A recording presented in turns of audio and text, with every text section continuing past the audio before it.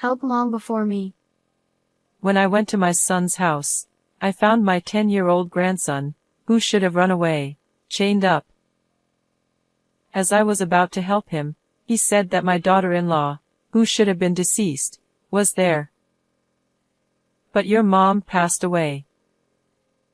When I opened the floor as my grandson instructed, there was my dried-up daughter-in-law lying there. What on earth happened? I was in a panic due to the unimaginable situation. Afterward, a series of horrifying truths were revealed. A year ago, after my husband passed away, I had been living alone. However, my son's family lived just a 30-minute walk away, so I didn't feel lonely. Especially my 10-year-old grandson Ron, who often rode his bike to visit me. Grandma. Look. I got a perfect score on my math test. I was always charmed by my kind and smart grandson who visited me out of concern. My son Simon, at 34, was a company employee. He had earned a qualification in economics at university and was using it at work. He seemed busy, so we didn't see each other often, but I thought it was proof of his hard work. Instead, my daughter-in-law Lily often visited me. Hello, how are you doing? I was always grateful for her concern. Mom, you should go on an overseas cruise. Half a year ago, my son suddenly came over and gave me a 2-week trip as a gift. He said he wanted to cheer me up after losing my husband. Oh my. What a thoughtful gesture. Thank you. I joyfully went on the cruise with my hobby friends, planning to help my son and his wife when I returned. However, Lily passed away a week ago, and we already had the funeral. When I visited my son right after returning to deliver souvenirs, I was shocked to hear the news at the doorstep. It was so sudden that they had the funeral with just the two of them. No way. As I tried to peek inside the house, my son quickly blocked my view. I didn't tell you because I wanted you to enjoy your trip. Indeed, I was on the sea at that time. Did you inform her parents? What about Ron? I bombarded him with questions, and my son frowned. I've contacted her parents, and Ron is in shock, so please leave him alone. I couldn't believe Lily was gone. Can I come in? I asked, but my son glared at me. Stop thinking only about yourself. You're really persistent. He yelled and shoved me into the empty street, causing me to fall. This boy is also grieving the loss of his beloved family. I accepted what he said, feeling deeply ashamed of my selfishness. Looking up at my glaring son, I apologized and decided to leave. Now, I regret not forcing my way in then, for something terrible was already happening. The next day, I decided to call my son first to ask if he needed help instead of showing up unannounced. But he didn't answer, possibly busy with work. I wanted to visit Lily's grave and check on my grandson. Yet, I didn't want to burden my son with my demands. After several unanswered calls, I left a message asking if I could visit. The next day, still no call back, so I decided to call once more. After a few rings, my son answered with an irritated tone. Why are you calling so much? I've got a lot going on here. Why? Because I'm worried about you and my grandson. By the way, Ron ran away. He left a note saying I'm following Mom. I was horrified by the note my grandson left. Oh no. Did you call the police? Of course. I called them immediately. I was terribly worried about Ron. He must be lonely after losing his mother. Oh, please come back. My hand holding the phone grew cold and numb. I'll look for him too. He'll come back eventually, so you don't need to do anything. My son shouted as I was about to hang up. Maybe he was trying to keep me from worrying, but I couldn't ignore a missing 10-year-old. But what did the police say? Huh? Oh, the police? They're doing interviews and searches. My son's vague response made me suspicious. Anyway, don't worry, he'll be back soon. Then he angrily hung up. Is he really looking for Ron? A small doubt began to grow in my heart. That night, I couldn't sleep at all, constantly worrying about my grandson. As the sky began to lighten, I made a decision. Better to walk around searching for Ron than doing nothing. More searchers would be better. I headed to the police station as soon as the inquiry desk opened at 8:30. My grandson ran away, and you're searching for him, right? Any leads? The officer listened and checked the status. To my shock, they said no search request had been filed. What? That can't be. I was stunned, remembering my son's evasive answers. He's hiding something. Thanking the officer, I immediately went to my son's house. I rang the doorbell, but there was no response, as he was likely already at work. Using my spare key, I let myself in. From the back, I heard noises. Did he leave the TV on? Curiously, I headed towards the sound, finding my grandson chained in the kitchen storage space. Ron! What happened to you? I rushed to him and hugged him. Grandma. Please. Help Mom first. He pointed to the floor storage nearby with his chin. But your mom is gone, right? The funeral was held. No. Mom is here. Please hurry. He was in a panic, crying and kicking to get closer. His frantic expression made me realize something was seriously wrong. I fearfully opened the floor storage. No. Lily. There lay my daughter-in-law, mouth gagged, hands and feet bound with tape, dried up and lifeless. It's all Dad's fault. Wah. Mom. Seeing his changed mother, my grandson screamed and cried. I hugged him and immediately called an ambulance. The operator arranged for the police and rescue team to cut the chains, and both Ron and Lily were rushed to the hospital. In the ambulance, my sobbing grandson explained what had happened. What a horrible thing. I'll make sure he pays for this, Ron. Grandma will see to it. Listening to him, I vowed to bring justice for my grandson and daughter-in-law. Later, with the police, I heard more details in the hospital room. My son had been away for about a week. After Ron fell asleep, I asked the nurse to look after him and went straight to a lawyer's office. Determined to expose my son's crimes, I searched everywhere. 8 days after finding Lily and Ron, I was sitting in my son's living room. As I heard the front door open, it signaled my son's return home. Mom? Dressed in flashy shirts and jeans that didn't look like work attire, he was surprised to see me. Then, my son quickly glanced toward the kitchen. Of course, you'd be concerned about the kitchen, where you chained a 10-year-old child. When I glared at him, Simon looked startled. Chained?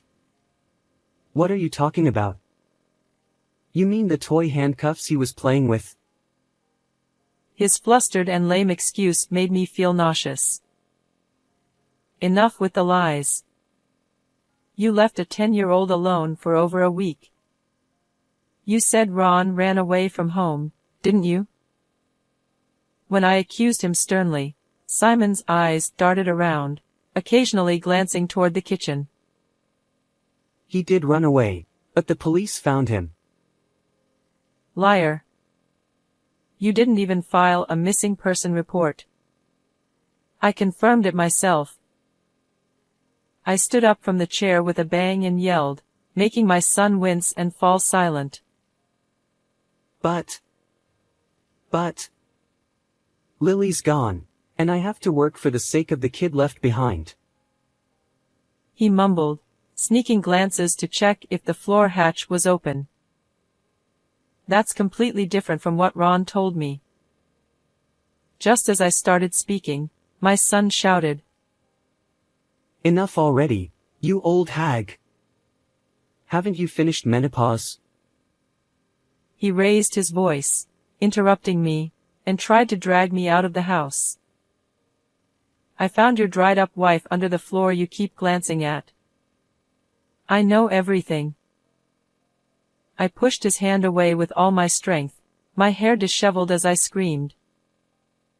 Simon paled at my words. In fact, I had heard the full story from my grandson on the day I found Ron and Lily. Ron had been on a 5-day camp until the day before I returned. When he came back, full of memories, Simon told him, Mom has passed away.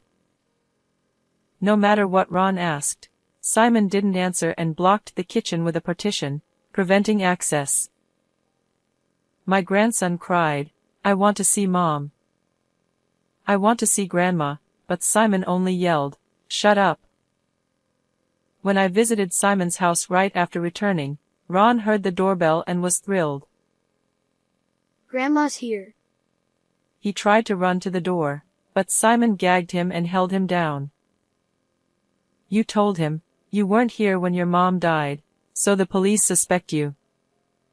If you don't want to get caught, stay hidden. I don't remember that. Ron must have been terrified. Shocked by his father's words, my grandson hid in his room, holding his breath. Unaware of this, I believed Simon and went home after being shoved into the street. That night, Ron heard rustling sounds from the kitchen. Curious, he sneaked in through a gap in the partition and found his bound and gagged mother in the floor storage. He shouted, Mom, in shock, which got Simon's attention. Simon chained Ron and shoved him into the storage space. Ron heard Simon muttering, I thought she'd be dead after 3 days. This revealed that Lily had been without food or water for 5 days, mummifying in the floor storage. That's just a made-up story by him. Simon claimed Ron was lying because he was in his rebellious phase. Then why was she mummified? Actually, Lily had a high fever and died suddenly. I loved her and couldn't let go, so I kept her at home. He lowered his head, wiping fake tears. I approached him quietly. Mom. My son reached out for comfort, but I grabbed a stack of papers from his nearby bag and hit him hard on the head. Don't be ridiculous. You neglected your child for over a week and went on an affair trip.